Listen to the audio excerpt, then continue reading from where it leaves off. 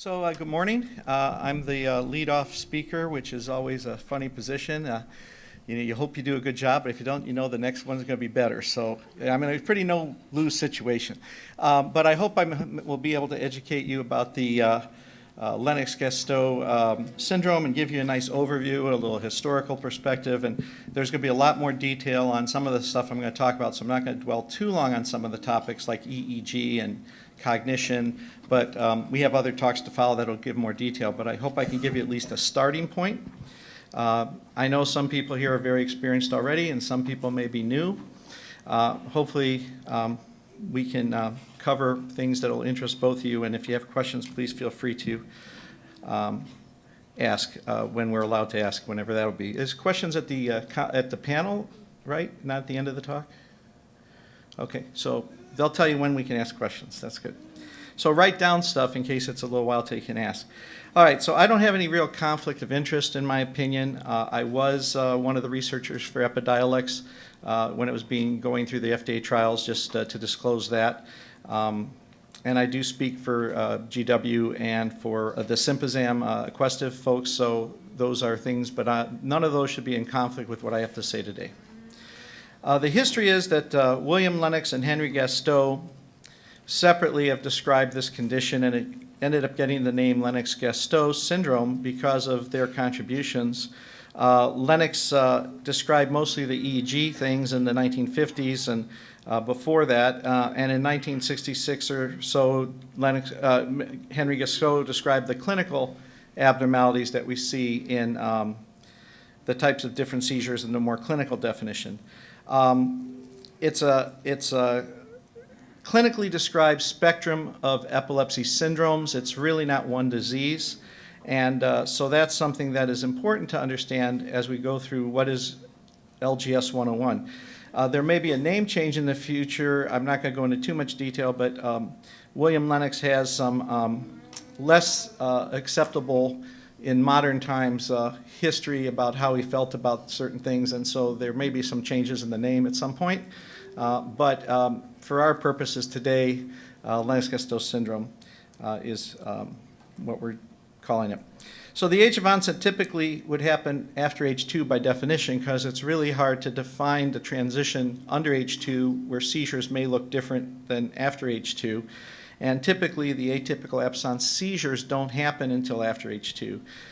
They can be totally normal or developmentally delayed before this happens. We know that a certain percentage of people who have unresolved infantile spasms may go on to develop Lennox-Gastaut later.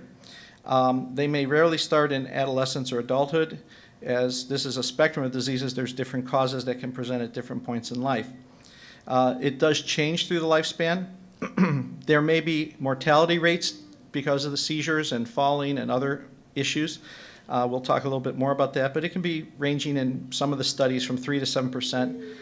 And then there's something called SUDEP, sudden unexplained death from epilepsy, which can occur in 1 in 3,000 children roughly, and so that overlaps some of that as well. So what we think the incidence is somewhere between 60 to 100,000 people in the United States will have Lennox-Gastaut syndrome at any given time. It's about 2 to 3 people per 100,000. About 80% will have cognitive issues, delays in language, social or cognitive intellectual disability, and autistic features may play a role there. And the autism, cognitive delays, some of the problems with behavior are because the frontal lobe connections are affected, and I know Dr. Koh is going to talk about some of that as well. EEG abnormalities are partially what this is defined by. There's certain fingerprint EEGs that occur in childhood. They may change as people get older. There's also a lot of new genetic findings that we've learned in the last few years and continue to learn. There's environmental factors and things like epigenetics where you have a gene, but you need a certain environmental or timing of that environmental stimulus to make Lennox-Gastaut happen, and if you do certain things, you may prevent it. 60% have symptomatic causes, meaning they've had a brain injury or infection or some type of injury that caused them to be predisposed to epilepsy and developing Lennox-Gastaut. And about 30 to 40% may have genetic findings, but about 20 to 30% remain like we don't know what caused them. The MRI is normal, the genetics look normal as far as we can tell with today's technology. And so there's a range of things that cause this. The most common thing, like I said, about 60% may have had some type of brain insult or injury. There's genetics, like you see in certain conditions, that can overlap. Dravet syndrome can sometimes act like Lennox-Gastaut. Many times the seizures are similar. CDKL5, FOX genes, some of the potassium channelopathies are benign, but some are not. You can see people with tuberous sclerosis who have infantile spasms go on to develop Lennox-Gastaut syndrome in the past if their seizures from infantile spasms aren't resolved. And there's other genetic conditions, which I'm not going to go into every one of them. Sometimes people have infectious causes, and there can be what we call idiopathic, which is we don't know. So, as I said, there's two things that define Lennox-Gastaut syndrome historically: the types of seizures you have and the EEG. So the seizure types that are most common are something called tonic seizures. They can usually occur coming out of sleep or going into sleep, or when the children go into those states of drowsiness and transition. And they define the syndromes. There's myoclonic seizures that can happen. There's atonic seizures, which on EEG will look very similar to tonic seizures. And those are the ones where the heads drop or the body drops or they fall to the ground and lose muscle tone. So they either get total increased tone, called a tonic seizure, or they get a loss of tone, called an atonic seizure. But on EEG, those can look very similar. Because you can fall down with either one of them, when we do research in this condition, parents get confused which is which sometimes. So we just say if they fall, it's called a drop attack. So both of these can cause drop attacks.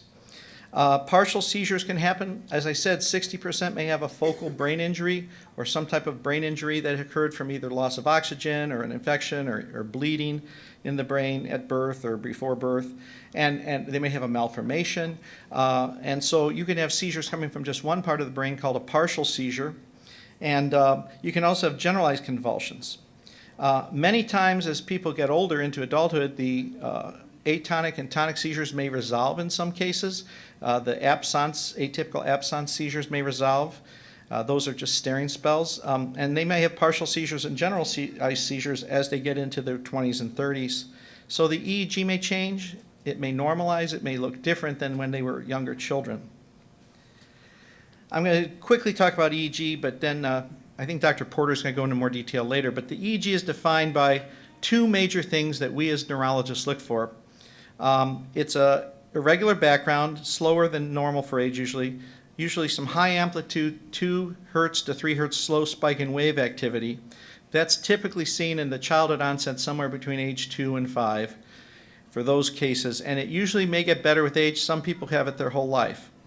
And then the other thing we look for is this electrodecremental response with usually a fast, what we call buzz-type discharge, which this EEG shows right here.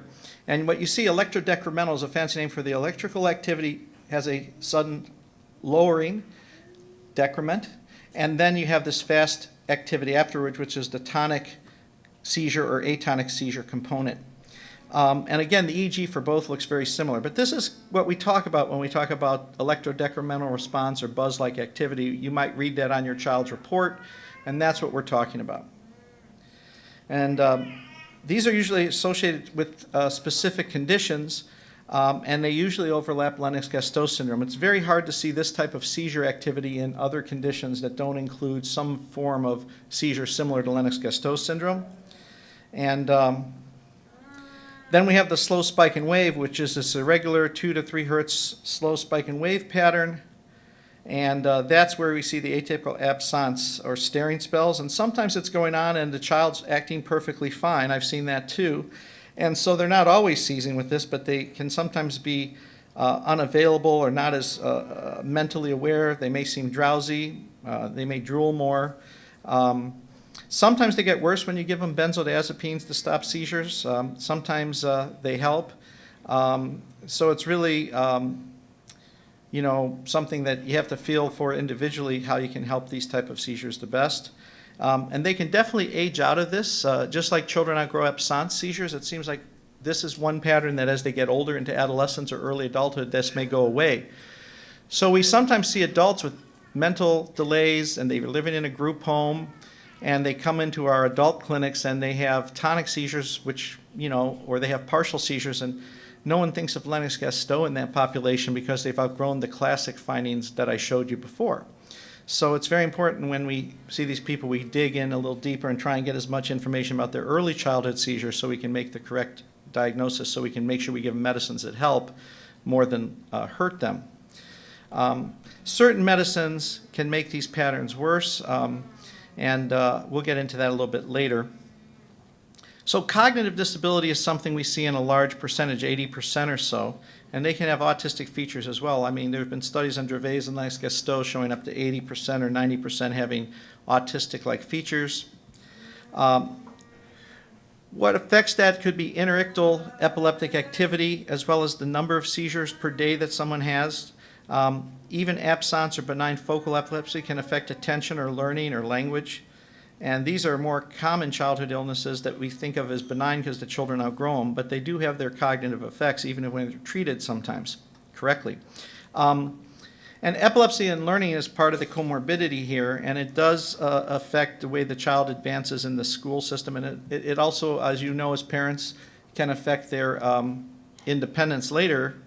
I talked a little bit about seizures and Lennox-Gastaut, and here's a really interesting MRI study out of Australia from a couple years ago published in Epilepsia. And what it basically shows is that the seizures start deep in the brain, which is the second picture on the top, going from left to right, and then it sort of spreads to the frontal areas and the temporal areas and the parietal areas, and then at the end it kind of has a suppression down deep where the deeper seizures started in the perithalamic region. Now, why that's important is you can have an area of the brain that is focally injured that can engage with connections to those areas in the deep thalamic area, and they can start to send electrical signals the wrong way and synchronize in a way that causes the Lennox-Gastaut to develop. There's a lot of physics in how that happens beyond even what I can understand in this paper, but what I want to just say is that we know we can actually take pictures of this type of evolution in animal and human models of the brain, and it's very interesting to see. This is just a graphic form of what I just showed you where, there's a different level of cortical activation as the seizure type of discharges evolve. So you can only imagine when the brain is activated and aware, you're going to learn. And when the brain is suppressed from having had a seizure and recovering, it's not going to learn as well. So it's kind of an on-off effect. And so if you have seizures on and off many times a day, or seizures that you can't see, like the continuous absence type pattern, it will affect your learning because your brain isn't fully turned on. It's like a light switch going on and off, and you're going to miss when it's off things. So, I'll let Dr. Coe's going to talk more about cognition in this. So what can cause it also is these kids can have falls, repetitive concussive type injuries. There can be malformations of the brain or injury that caused it in the first place, loss of oxygen at birth, infection, trauma. And then, there's other variables. Sometimes families have other things that aren't related to Lennox-Gastaut directly, but if there's ADHD in the family or bipolar disorders or any other type of things, that can affect the children's moods. Frontal lobe executive function could have been something that they were predisposed to problems with. Adding seizures and brain injury on top of that may make those issues more dramatic. And so when we have kids who have Lennox-Gastaut, we can also realize there may be other comorbidities. And, seizure frequency also has an effect on cognition. And they also fall behind in school. They may be behind in language. There's often multiple drugs on board which add to the problem because of sleepiness or, being overly medicated in some cases where it's harder to learn. Most drugs that fight seizures inhibit excitation. When you inhibit excitation, you have inhibition of learning a little bit just by default, okay? So if you have seizures which are too much excitation in the brain, it's bad. And if you have not enough excitation in the brain, it's bad. And so you got to find this fine balance as a physician, and what the drug companies aim for also is to find a medicine that inhibits excitation that can cause seizures, but not inhibit excitation that causes learning.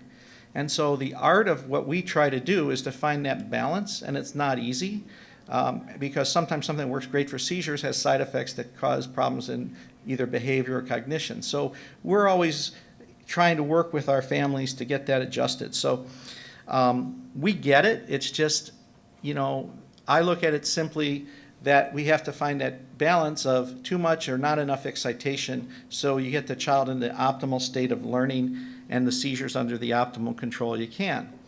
And obviously better seizure control, better EEG control, in my experience, leads to better clinical behavior and learning. And those are things that I think are goals that we should all aim for, which would improve the quality of life of our patients. And I think most of us do try to do that. So the EEG patterns can affect attention and development. There could be cortical circuitry and patterns that talk to each other and make this disease spread. And that's why in early childhood, someone may have had seizures affecting one side of their body, and they had an EEG that was focal, and a year later they have Lennox-Gastaut because something went wrong and it went the wrong way with these pathways. And we're learning more and more how to predict that, but we're still not good at making the long-term prediction, and sometimes we're going and only reacting after it happens. Obviously, temporal lobe can be affected in this disease, and the frontal temporal connections, that can affect learning and memory. You can have occipital and parietal effects where there might be poor motor or visual processing, sensory motor clumsiness, because those parts of the brain may be involved early in life, being affected by seizures. And again, our goal is, of course, to try and improve and help conditions, both on the EEG and the seizures clinically. And that's what we try to do with this. So some genetic conditions actually are interesting because if you time it right, you might change the outcome. So a good example of that is tuberous sclerosis. More and more of us are trying to intervene before they become infantile spasms, or being very aggressive when they do become infantile spasms, because if you can prevent that or stop it right away, people with tuberous sclerosis will have less cognitive disability, they'll be less likely to have cognitive impairment, and they'll also be less likely to develop autistic features. So the people with tuberous sclerosis caught at the right time in their early infancy, if they're prone to those type of infantile spasm seizures, if you can prevent those, you can prevent a lot of the cognitive or autistic disability associated with it. So that's just something to know. Now, not everybody with tuberous sclerosis gets infantile spasms. Not everybody with tuberous sclerosis has seizures, but most of them have the risk for seizures, but not all. And so that disease is a very interesting one because, again, you can change the outcome by changing the seizures if you catch it just right. There's also a group of Amish people who have a 7q35 deletion that if you treat them with valproic acid or Depakine or Depakote, somewhere around 18 months of age when their seizures get bad and you stop their seizures before 18 months of age or 20 months of age, they may turn out normal. But if you don't, they're going to have cognitive impairment, go on to get Lennox-Gastaut, and have, and again, this is a small genetic subset, but I'm giving you examples of diseases you can modify if you catch them at the right time.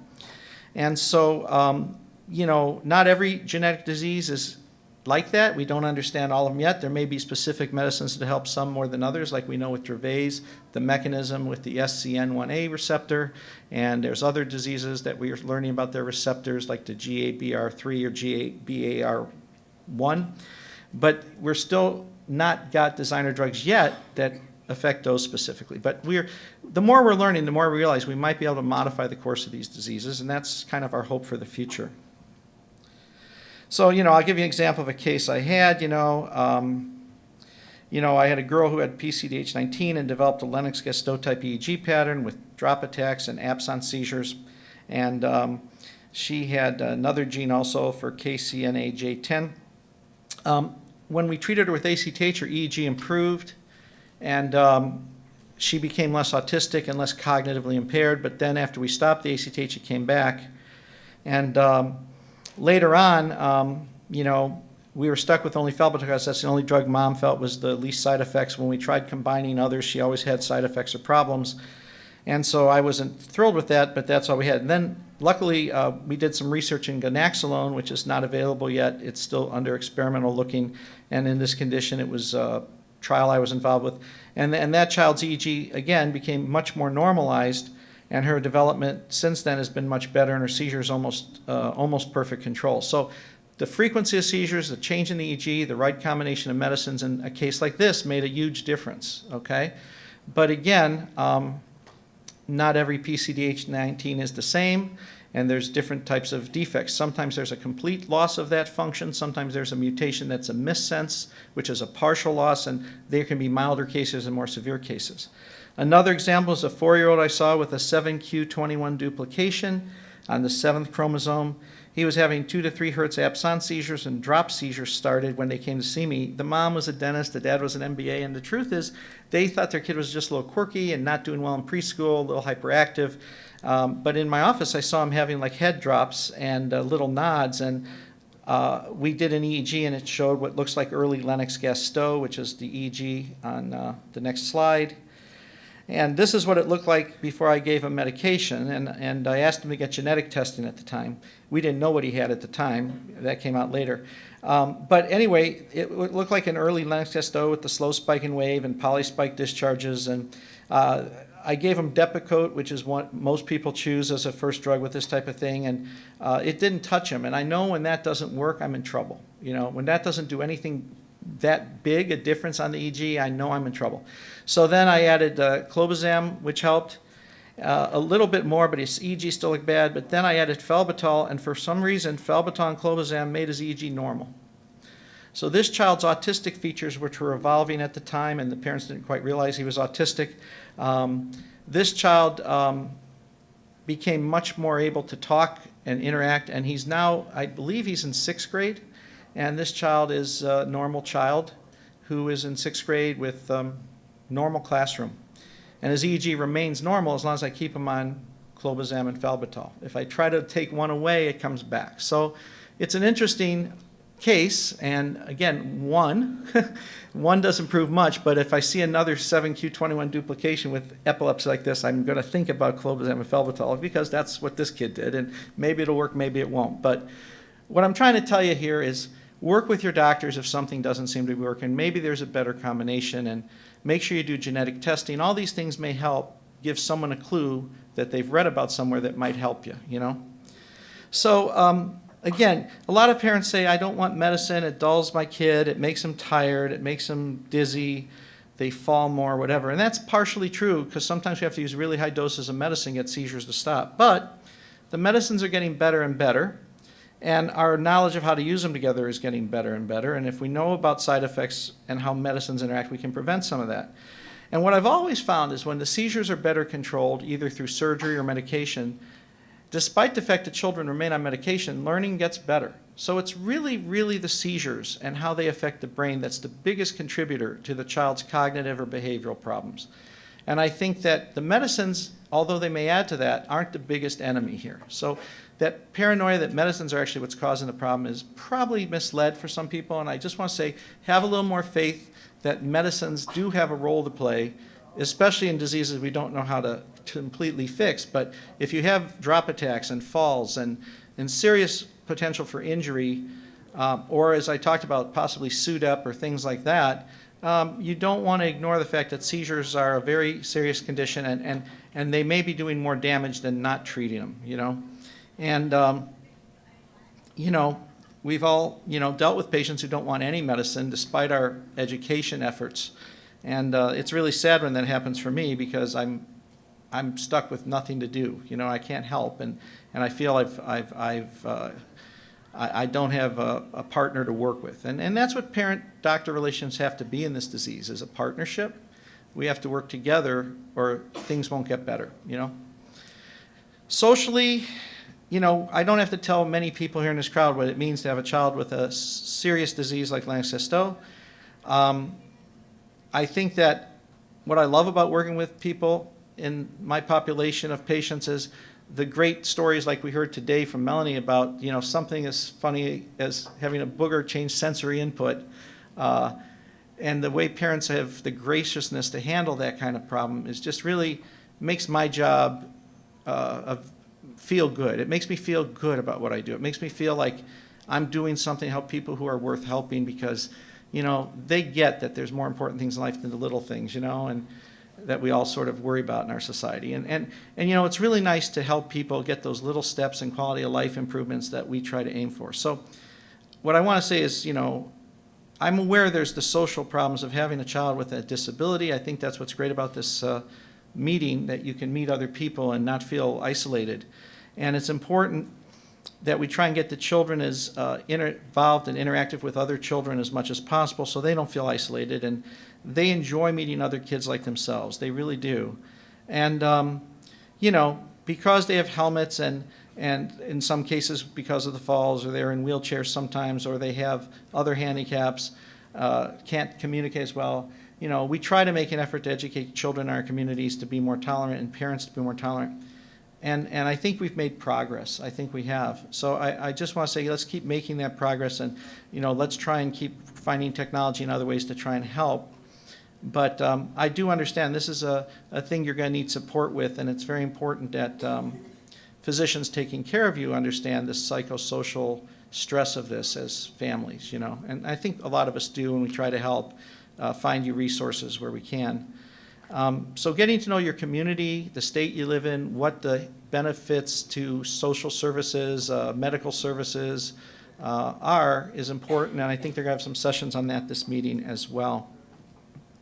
As they get into adulthood, the problems are, again, parents are getting older and can't do everything they used to do, and you want to try and plan ahead financially, housing.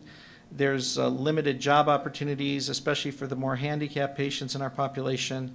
So we have to really try and get help from the social system. It costs about $6 million just for an autism case a year for just maintenance of care, housing, support.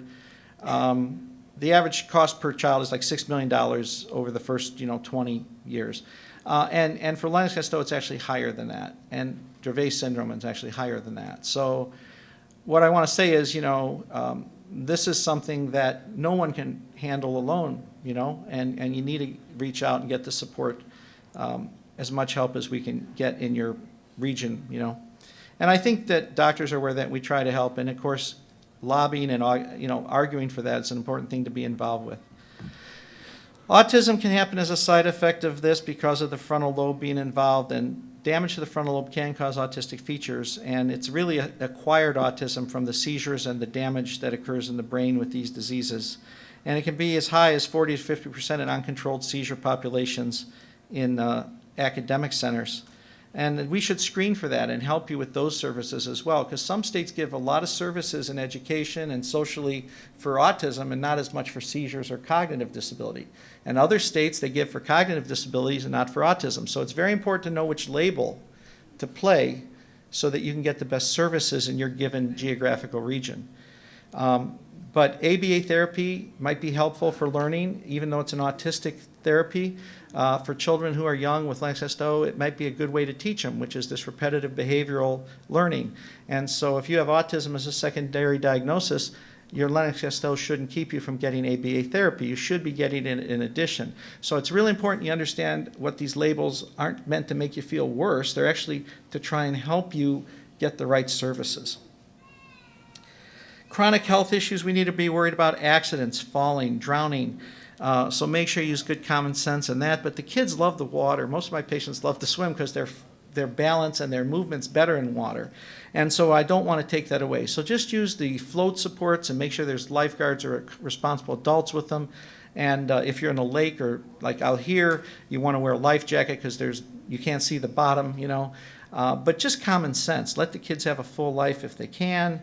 Nutrition, make sure the kids get adequate nutrition, because a lot of these kids aren't the best eaters, or their appetites get changed from medications, or their stomachs are sensitive. People with brain disease have problems with their autonomic nervous system, which affects their gut and their digestion. They may have more reflux. They may have more constipation. Very important we look at those issues so that we can keep the child healthy in those ways.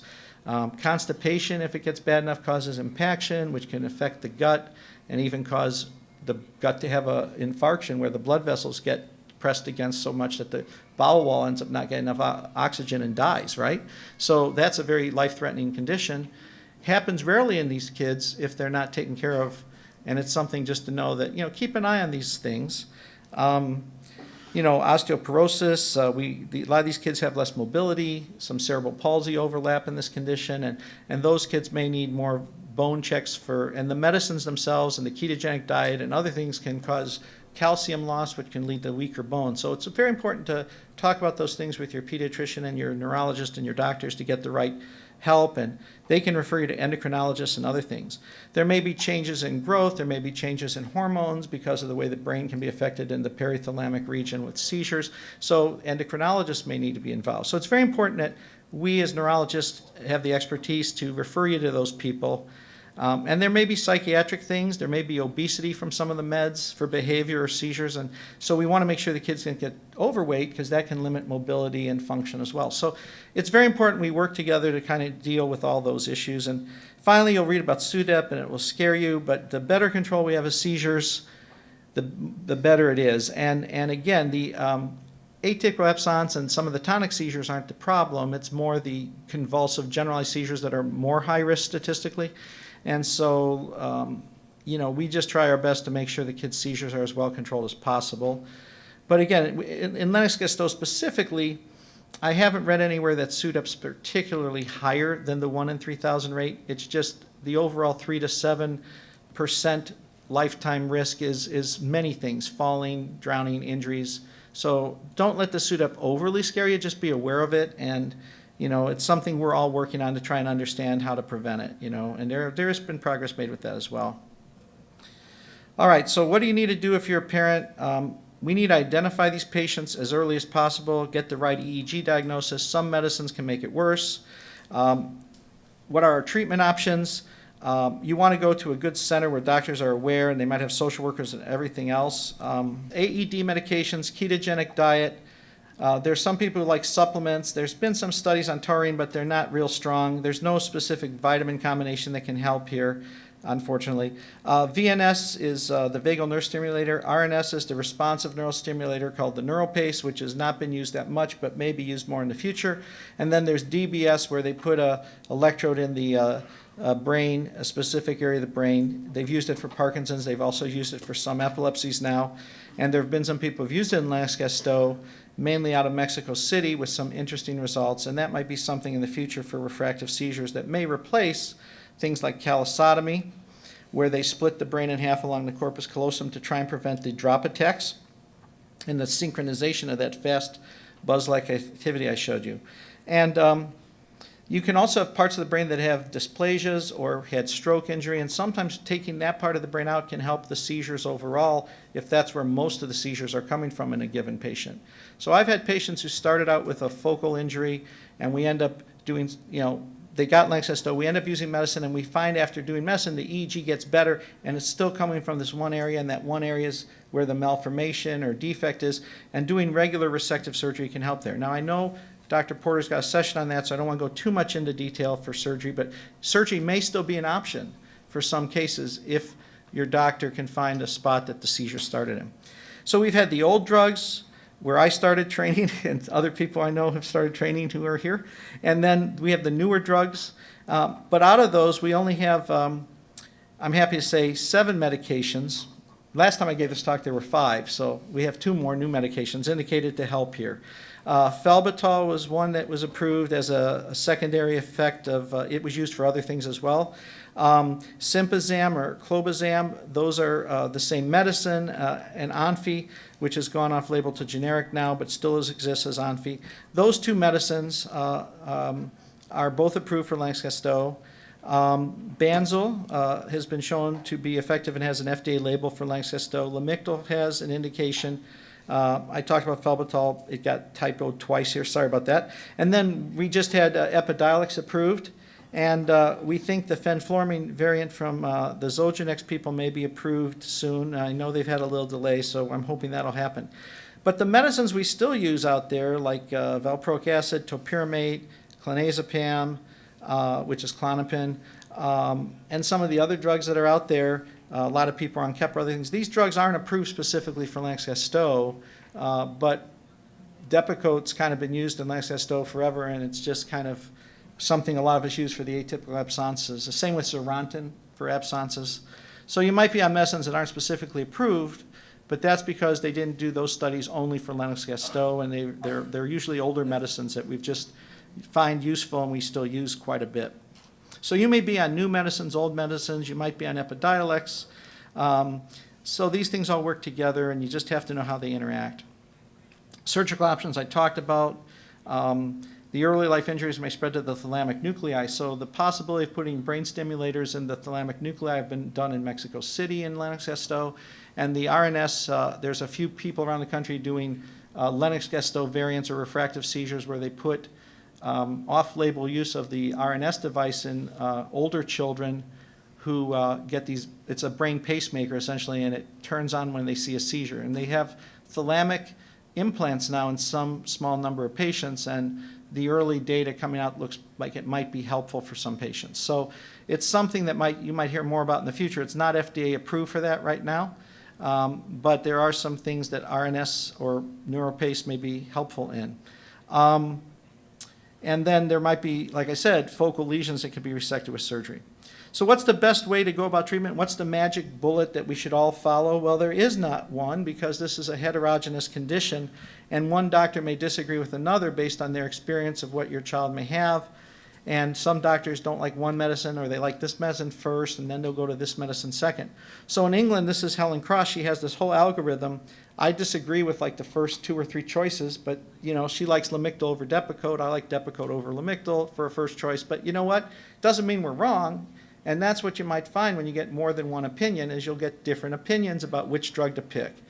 And at the end of the day, it's really feeling what your best gut as a parent is of which doctor you feel is going to work with you the best and again, always being willing to change if something isn't working, and advocating for that change. So there's no one way to do this.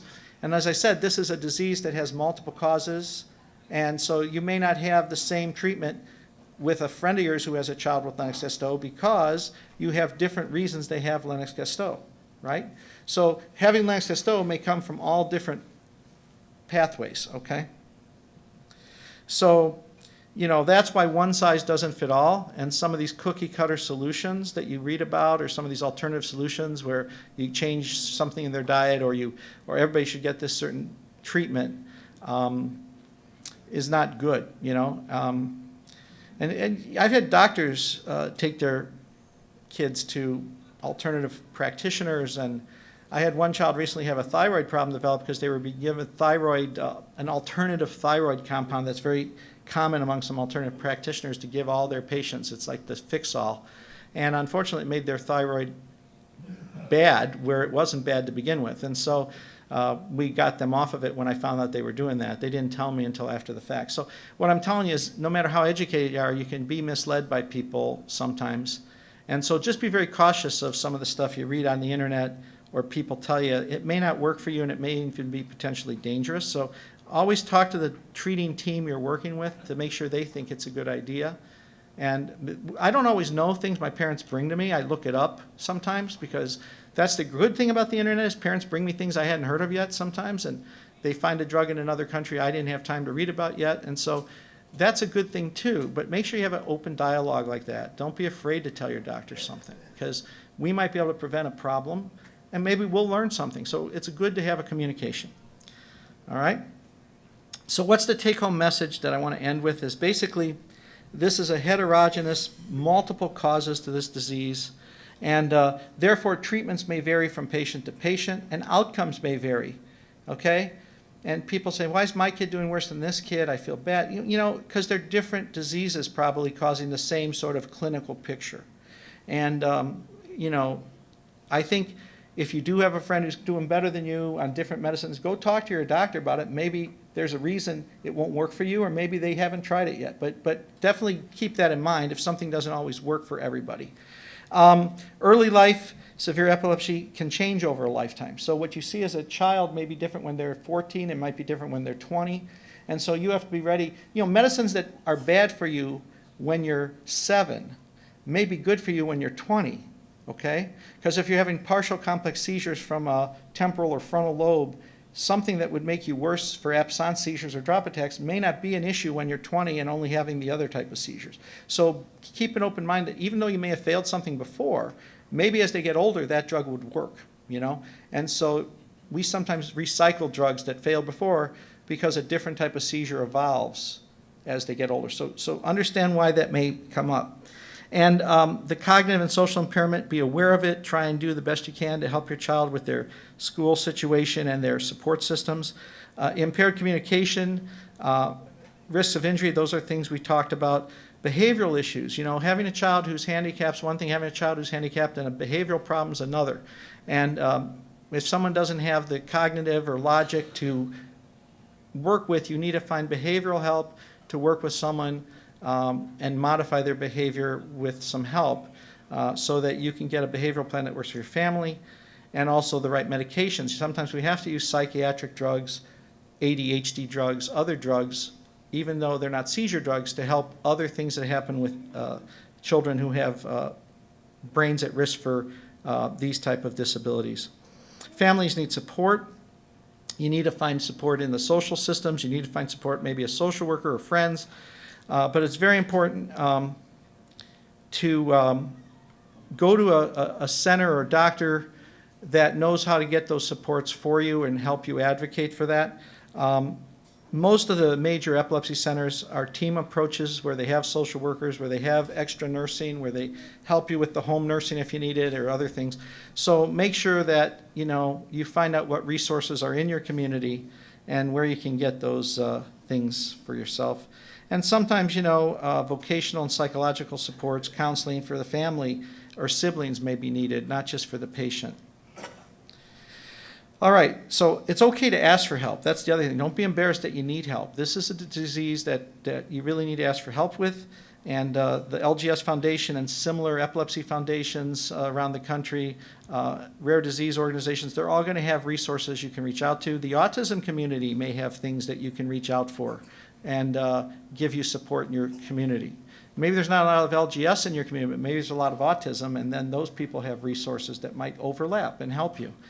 Don't be afraid to get a valid second opinion if things aren't working, and always advocate for your family members, and don't be afraid to bring things up with your doctor, because we want to hear what you're thinking, so we're not guessing we may think everything's fine and we don't realize there's a problem you're not telling us, So, we're not mind readers, and we need your help to know you better. And you're not alone. Just look around the room. You're not alone, and I always end on this. What is the best quality of life we can give your family and your child, okay? And the quality of life is what we aim for, okay? Even if it's not perfect seizure control, even if it's not everything we want, So always go for that as your goals. The little steps end up building up over time. So go for the little steps. They'll end up being a good way to approach it, And that's it. Thanks. I appreciate everybody listening.